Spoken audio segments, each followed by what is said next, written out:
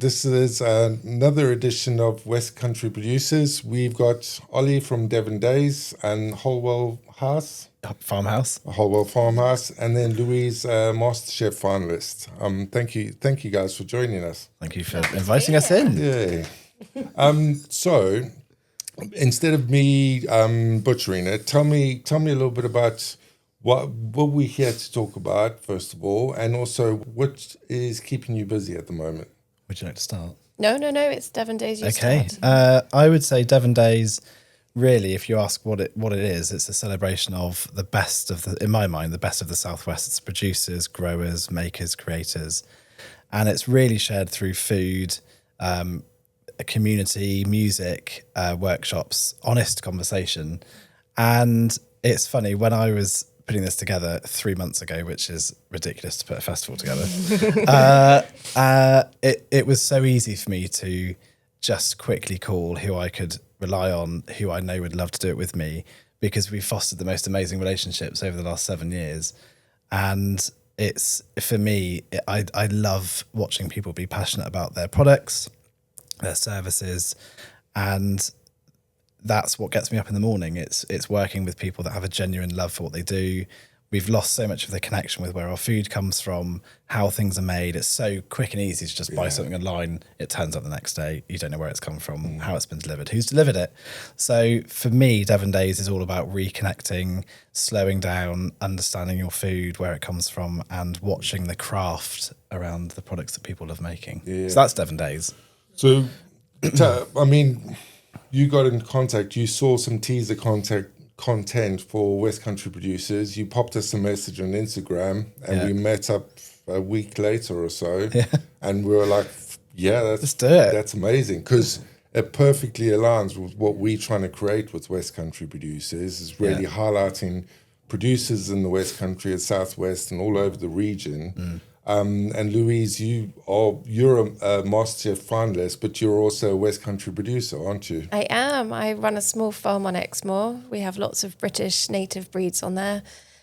We grow them on very slowly. It's very happy. It's very chill. And then, I get to cook with them afterwards, which is a real privilege to be able to do that.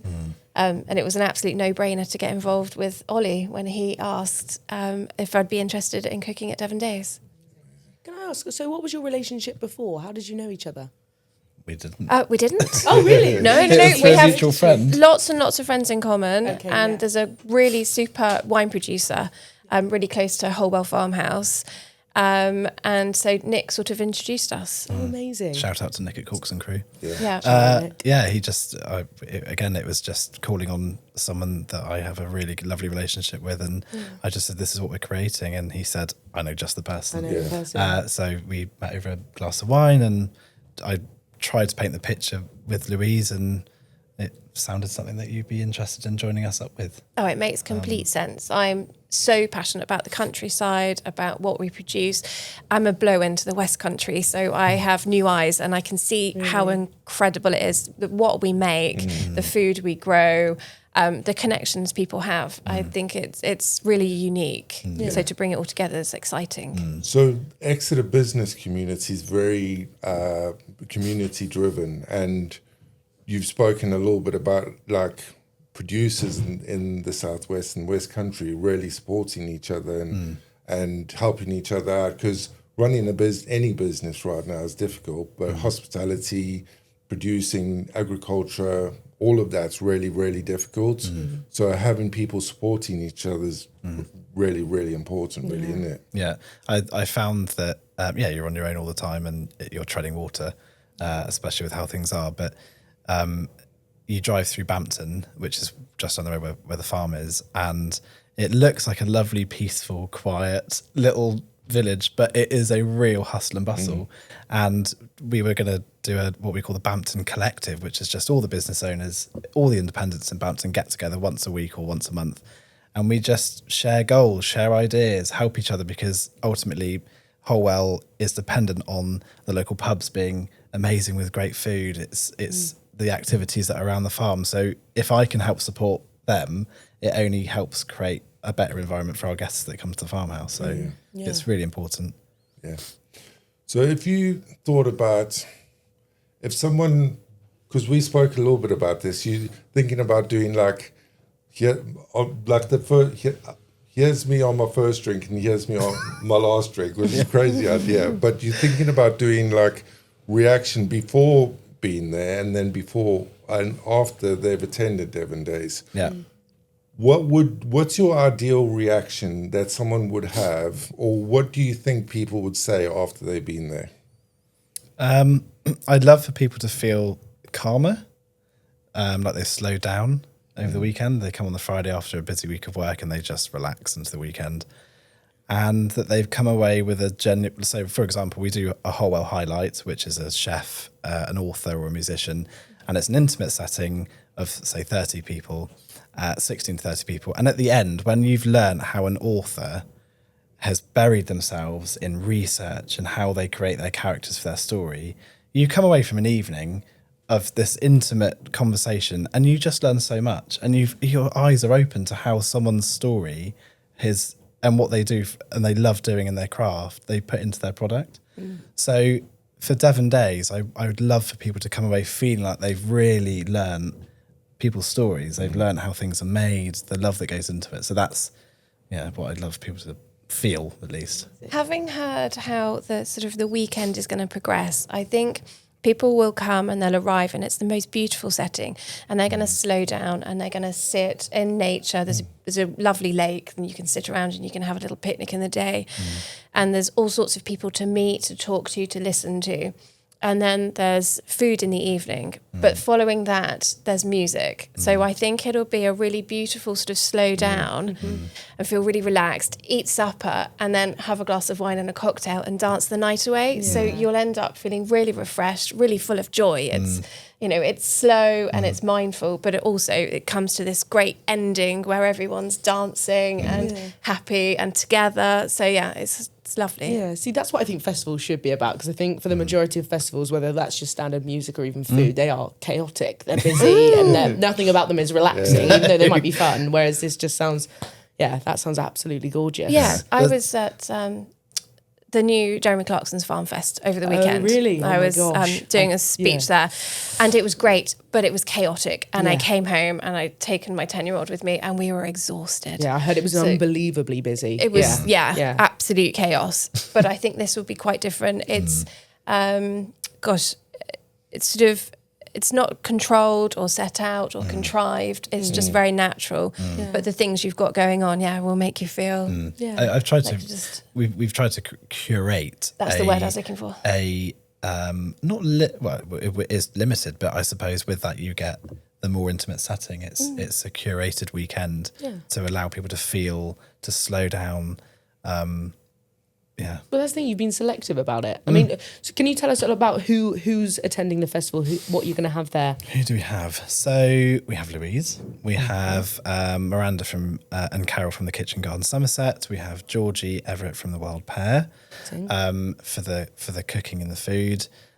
We have a lot of local, I would say well-known businesses, Exmoor Tea. Rachel's coming to do her demonstrations. We have Nicola's Chocolate. We have... thinking off the top of my head now. Testing you. So many. Brilliant artists. Oh my God, Sarah. yes. Sarah Thompson-Engels. They've all gone up my head. She's going to be doing one of her paintings in situ during the day, isn't she? Yes, yeah. Which is going to be lovely. Again, you'll sort of see the progression through the day. Yeah, it was one thing. I wanted people to watch people as they're making things. With experience. Rather than a sort of traditional sales stand where it's time and place for it. I wanted people to go up and learn, and Francesca, who's doing the jewellery making, so she's there with a hammer making earrings for people. Cool. There's Jenna, it's all coming back now. Jenna, who's for the Wood Nest studio, she's there with a massive plank of wood doing her crafting with angle grinders and chainsaws, and it's very immersive. Yeah, there we go. It's immersive, and that's the love for Devon Days. Amazing. Wouldn't want me to make jewellery with a hammer, would Come you? over and make earrings. Come and have a go.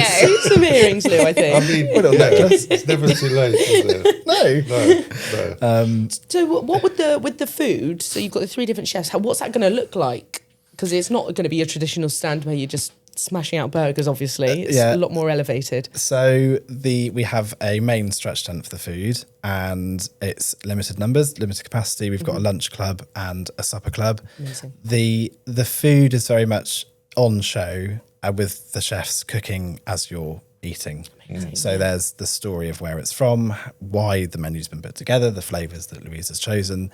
So during, I think it's 12 till 2, there's a lunch club with Kitchen Garden Somerset and the Wild Pear, with all of the food on display. So everything you're eating, where possible, will be on show. Yeah. For Sarah Thompson-Engels to paint. Oh, amazing. And then we move through the day. There are some food options, again, with the chefs. And then in the evening, that's when we move to the supper club with Louise, which is just such a highlight. There's 2 sittings currently. And it's Louise bringing her cookery skills home to Holwell. Yeah. Yeah. For the evening. So, because all of the eating, it sounds like it's all sort of around experience. So, would you say that because I'm seeing quite a shift now that people don't just want to go out to eat. You people are really buying into the experience of the whole thing. And I mean, are you guys seeing that from your point of view? I love it. I think it's really important. Yeah. I went to Louise's supper club. I went to Georgie's supper club, and to hear about where things are from. Where it's been reared, the flavours that are put together. People just want a bit more, I think, when you're doing that elevated experience of the person that's making it comes out and talks to you about it. Yeah. Rather than just going out for a meal, have a glass of wine and pay for the... I think as things get more and more expensive and we're all so busy, when we do get to go out, it's got to be really meaningful. And as a chef, I feel a responsibility. If people are coming to the farm, to my little supper club, I want them to have a whole evening, and it's not just sit down and scran 3 plates of food.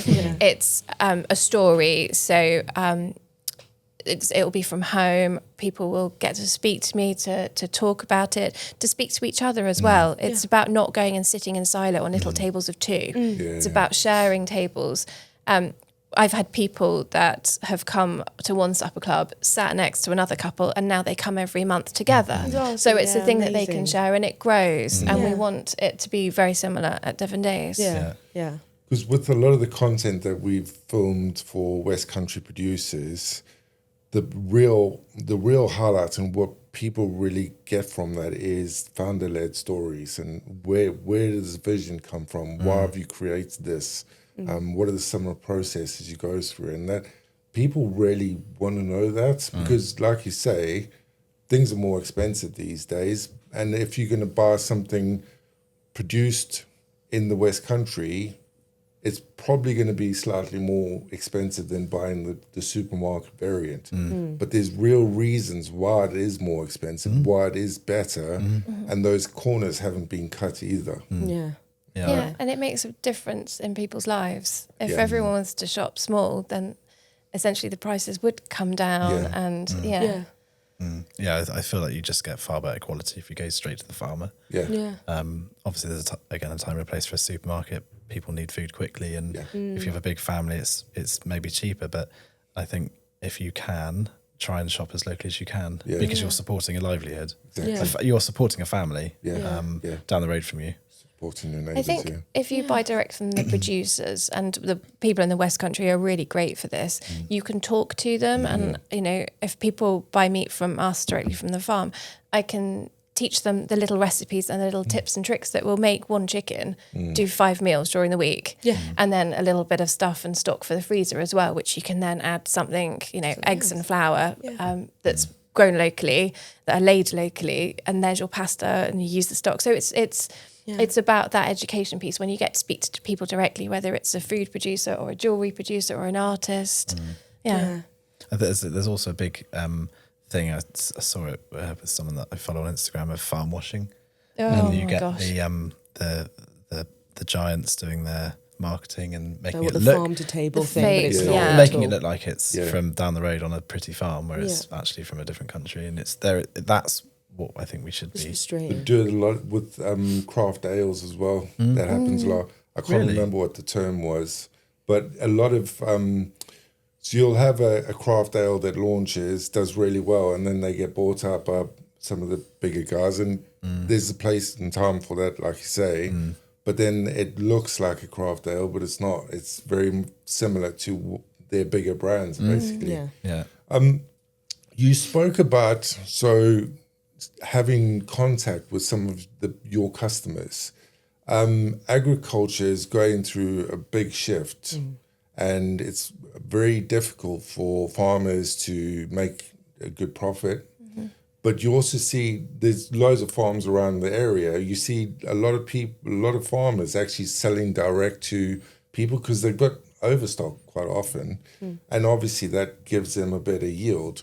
Do you think there's a bit of a shift there where agricultural businesses and producers in the region are moving towards having direct contact to their customers? Yeah, I do think so. I think it's been moving since COVID times, actually. And I think people weren't going out, so they had a little bit more money to spend.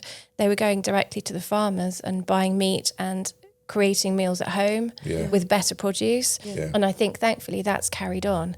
I think farming is so difficult that farmers are having to diversify. So at that little farm shop, they can sell at still a good reasonable price to the customer, but they're not having the supermarkets take a giant cut. So it makes complete sense. And they love, all farmers like to have a chat. They don't do what they do every single day for dozens of hours without caring. And that passion, then when they get to meet the customers direct, that can show through. Is there a way for consumers to be able to get in touch with their local farm? There's no real directory or anything like that. How do people go about getting in touch with someone like you, Louise, or any other producer that might be near to them? There are a couple of directories online. There's a really lovely one run by Kate, who's only just started, called Produce and Provide. And she is just starting to create a directory, and farms will be put on there and put a map on there. And then we have Oxford and Sandy pigs, and so they have a charity because they're such a rare breed. And they have a directory of pork growers. So there are a few things around, but it's something that there is a market for sure. It needs a push. Do you think that, I think because you look at France and Spain and lots of other countries and they celebrate their produce, and I feel like in the UK it isn't, we don't celebrate what we can produce. Do you guys share that opinion? That obviously you do, you're a perfect example of that, but generally we don't shout about what we can produce in the UK. Yeah, I think we've all been so far removed from food. I think there's a generation of kids that have no idea where things come from because it's dashing about. Everyone is so busy. But I can see through things like Devon Days and what you guys are doing that people are becoming more and more interested again. I hope there'll be a shift. But yeah, certainly there's a gap for it. I think there was one supermarket, but there previously was like a farmers cooperative, wasn't there? Like co-op. Was there? Oh, I didn't realise that. And I'm not sure. So I think the people shouting about it, I think, are the farmers. They're the most passionate ones because they're the ones that are breaking their backs doing it for not a lot of money. But I think there's a real love movement and wants to allow farmers to sell direct to the customer, and for people to want to understand the stories, and it's so important. And the thing also, if that happens, then there'll be less dependence on the supermarket itself. You'll have more respect for the produce itself as well. Better relationships between the producer and the consumer, and that shift where we are now, where it's just convenient to go to the supermarket after work, pick up whatever and just take it home. Where you can be more planned about it and actually consider what you're eating, because again, you are what you eat, and having really good local produce is really, really good for you. Well, you have no idea what's in half of our food, and it's quite a terrifying thing. I think we all have forgotten that food is meant to nourish us. And you go to the farmer's market, or we have a really supermarket in South Moulton, and it's on every Saturday and Thursday, and it's bustling and really, really busy. But you've got fruit and veg grown in Devon. You've got a brilliant cheese stall. You've got bakers, you've got people selling meat, and they haven't got masses of stuff because it's what they've made for that market. But it all sells out really quickly. There's a wonderful florist who has all British picked flowers, and it's incredible. And then there's Exeter Farmers Market. So there are little things, and the busier they get, you know, word gets round, doesn't it? Yeah. And then all this stuff is freshly made. It's all healthy. There's a brilliant baker in the market, and it's, you know, 4 ingredient bread. So you go home with all of this haul, and you just feel lighter and you feel better. Because there is definitely a shift with this cleaner eating. I don't know if you've seen M&S's new Only Yes. range, which is very interesting because it's all just branding. It's all just branding. Because it was interesting. I saw this thing in it, the ketchup, for example, that had 6 ingredients in. You actually compare it to the Sainsbury's own brand ketchup, and Sainsbury's actually has less rubbish in as well than that. But it's just the way it's branded. But obviously there is a need for it. People are wanting this clean, sort of knowing exactly what's in their food. So it is shifting. Just going back to what you were saying about products not being made or produce being local. We were living in Exeter at the time, just down the road, me and Sam. And I think for most people, you come home from work, you just want a quick meal. Life is so busy, and you sign up to a subscription thing where you get your box delivered to your door. It's all lovely. Menus are in, and it was only when I started reading on the front of the packet where my beans were coming from, and it was like Estonia or something. And I was like, why am I eating food? I'm so passionate about local produce, and yet I'm buying this subscription thing that you get a box turn up every week. It's very good value. But you just so many products have just been flown over. Why aren't we eating it from down the road? So we stopped it. And it's all possible, really. Yeah. The possibilities there to have that. Like you say, sometimes you've had a hard day, get home a little bit late because of traffic. Like we know what the traffic. We've just had Devon County show, so everyone still everyone's still got PTSD from that. What did you think? Were you there? No, we didn't go. We just got stuck in the traffic. We didn't go, sadly. I wish I had. So I live the other side of the Exeter services, and there was a helicopter circling around for about 2 hours that we could see, and they were obviously just monitoring the traffic. But I spoke to Mark Anderson from Taste of the West, and he said it took about an hour and a half to get from there to home, which isn't very far at all. Did you guys go to the?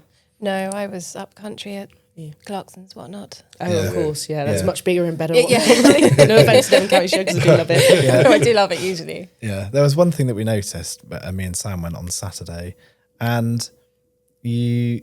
This is obviously no detriment to Devon County Show because we go every year, but we just going as a spectator, and I suppose putting on a festival, you obviously you see it with a different pair of eyes. But I did feel that you go in and there was so much sort of commercial cars, hot tubs, everyone was crowding around it. Whereas the farmers and the animals and the ring, we were sat just above watching it for a couple of hours, and it was quiet.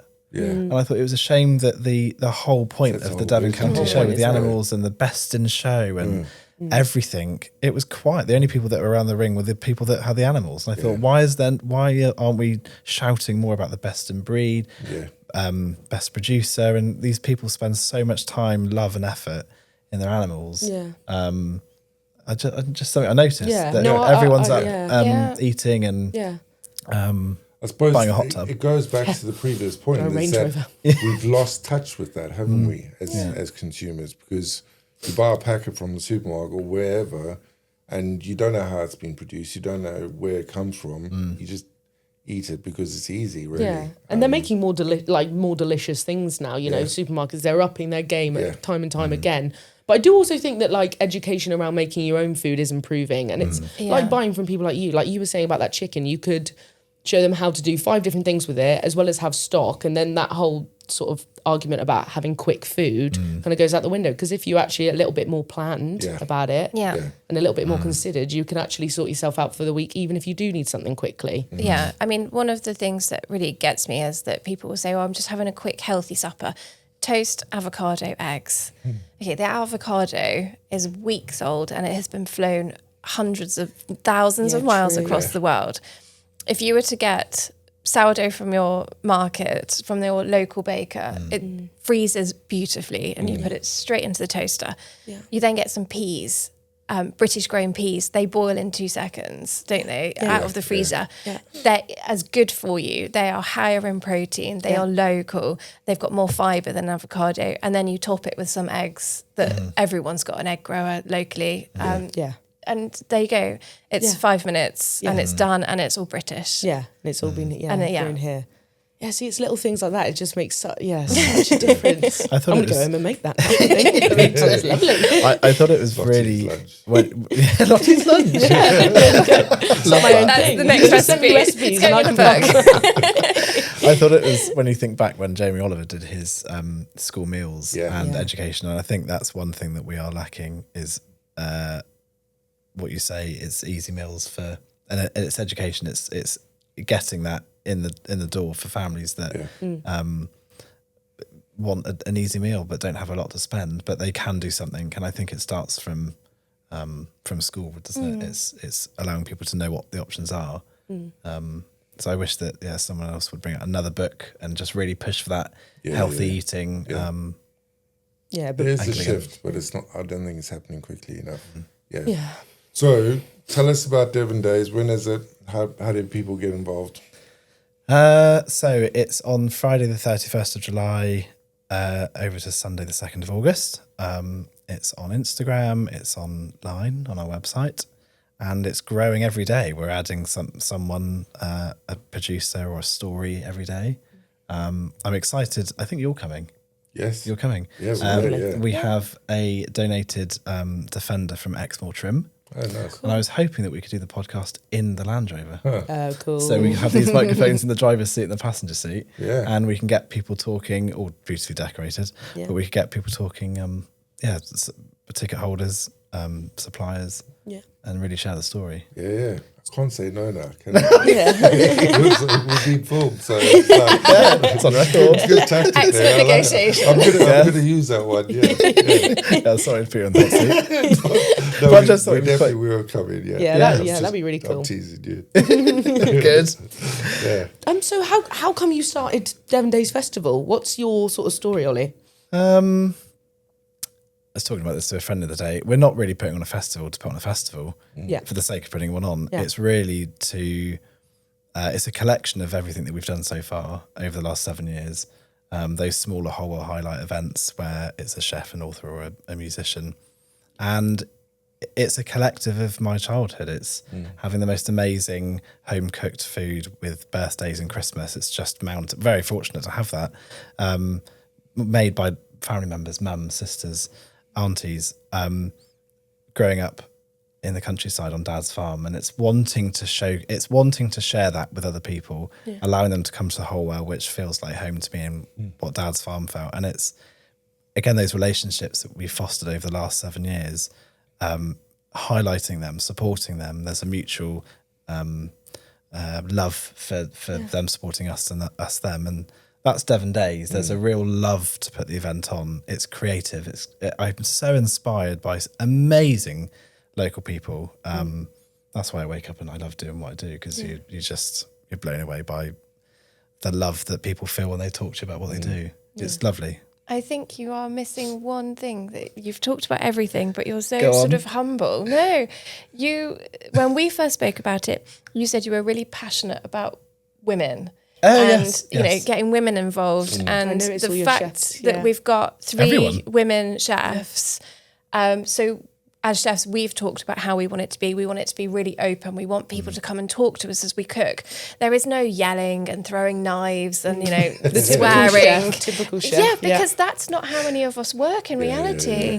And I've worked in plenty of kitchens with women, and it's gentle and it's calm, but we're equally as passionate and we're equally as precise.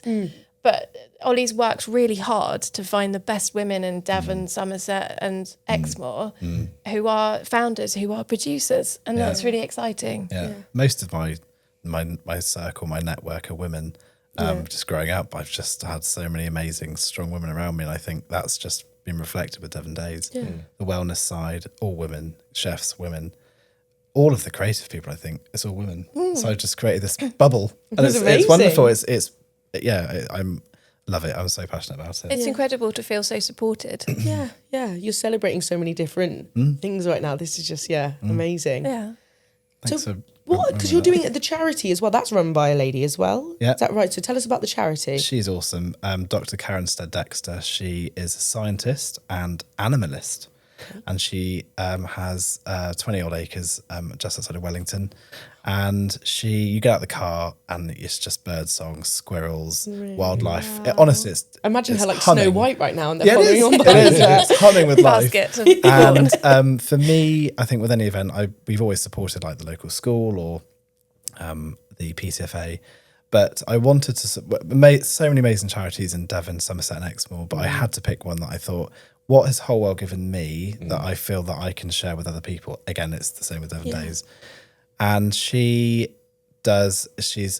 charity is called CANAT. I think it's Centre for Assisted Therapy.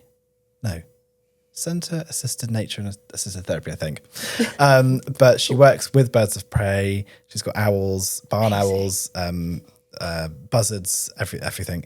But what I feel Holwell's given me is the nature around it and how it's allowed me to just slow down when things are stressful. And when things are really hard, I just go for a walk around the farm, go for a walk around the wetlands, and there's the birds, there's fish. It's amazing. So she works with veterans, she works with children, men and women, to provide that help.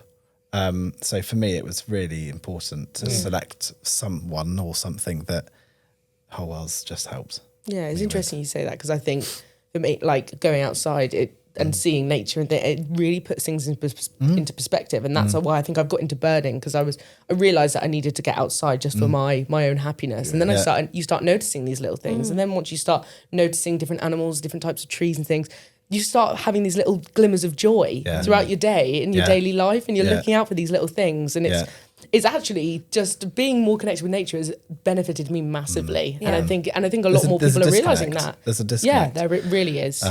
Like you said, the strangest thing, because you never do it, is just hold a barn owl. Like you have an owl here looking at you. Yeah. That's sort of like looking at you and how they move their heads. They're amazing. This intricate bird that it's a real thing, isn't it? You're focusing on something other than yourself, which I think is really important. If you're struggling, or it just gets you out of your own mind for 5 minutes. Yeah.